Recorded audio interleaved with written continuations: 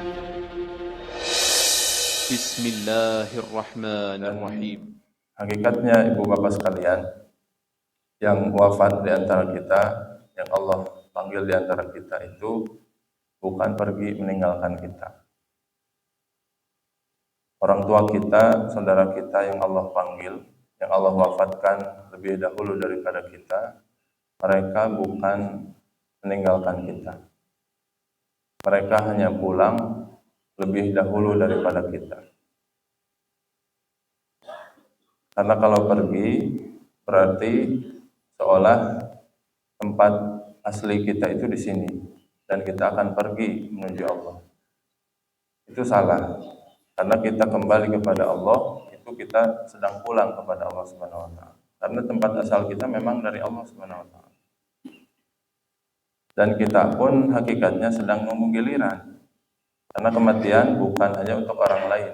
Kematian bukan hanya untuk orang tua. Kematian bukan hanya untuk orang sakit.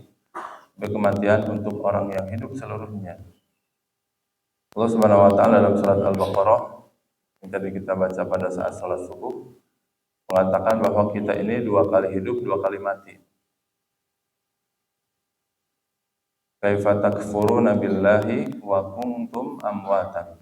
Bagaimana kamu kufur kepada Allah Subhanahu wa taala padahal kalian dulunya amwatan. Mayit, mati kalian dulu sebelumnya. Yang pertama mati. Fa ahyakum. Kemudian Allah menghidupkan kalian. Menghidupkan kalian sekarang maksudnya. Setelah kita sebelumnya mati di dalam rahim ibu-ibu kita. Setelah sebelumnya kita mati di alam ruh, ya, belum menjadi makhluk yang bernyawa, maka Allah hidupkan kita. Dengan cara Allah lahirkan kita. Allah tiupkan ruh di dalam rahim ibu-ibu kita. Sampai hari ini kita masih dalam kehidupan yang pertama. Tapi ini tidak berlangsung lama kata Allah. Karena pada akhirnya juga summa yumitukum. Allah juga akan mematikan kita lagi masalah. Jadi nggak akan selamanya kita berada di kehidupan yang pertama ini. Summa yumitukum. Nanti bakal Allah matikan lagi dengan pintu yang namanya sakratul maut.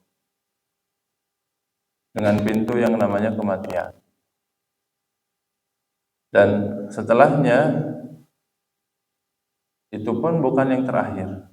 Kita dimatikan kembali setelah kehidupan kita sekarang ini, itu bukan yang terakhir. Jadi bukan tempat peristirahatan terakhir orang yang mati itu. Bahkan Syekh Utsaimin rahimahullah taala mengatakan, di antara rusaknya akidah seorang muslim adalah ketika dia mengatakan kalau ada orang yang mati, maka dia mengatakan telah berpulang ke tempat peristirahatannya yang terakhir. Itu kalimat yang keliru. Bahkan itu kalimat yang bisa merusak akidah. Karena orang yang mati tidak sedang istirahat. Orang yang mati tidak lagi tidur. Bukan lagi leha-leha malas-malasan. Orang yang mati justru sibuk. Justru sibuk dimintai pertanggungjawaban oleh Allah Subhanahu wa taala tentang kehidupan mereka saat ini. Dan itu yang jadi masalah kan sebetulnya Pak. Yang jadi masalah itu bukan kematiannya, tapi kehidupan setelah kematian itu.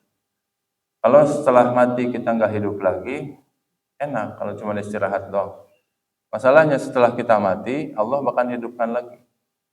Tsumma yuhyikum kata Allah. Setelah kita mati, setelah dimatikan Allah, Allah bakal menghidupkan kalian lagi. Tsumma ilaihi turja'un. Nah, yang terakhir, kemudian kepada Allah kalian akan dikembalikan. Kalau bahasanya dikembalikan berarti kembali ke asalnya.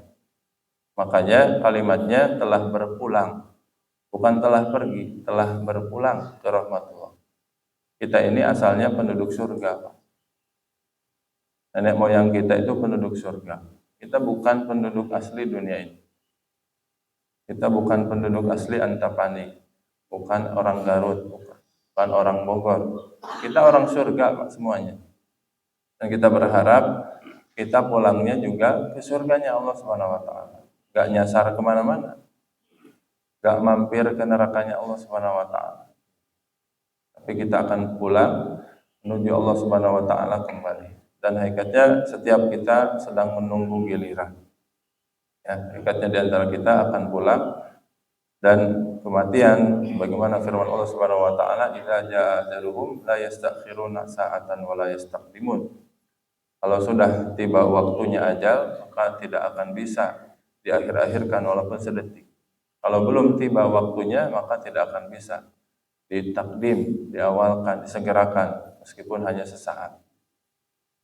Sekali lagi, setiap kita mendengar orang yang meninggal di antara kita, entah itu keluarga, tetangga, diumumkan di speaker masjid, diumumkan di grup WhatsApp, diumumkan dimanapun, maka hakikatnya itu menjadi tadzkirah untuk kita. Hakikatnya itu menjadi peringatan untuk kita bahwa kita pun sama. Kelak namanya akan diumumkan di speaker masjid bahwa kita dipanggil Allah Subhanahu wa taala.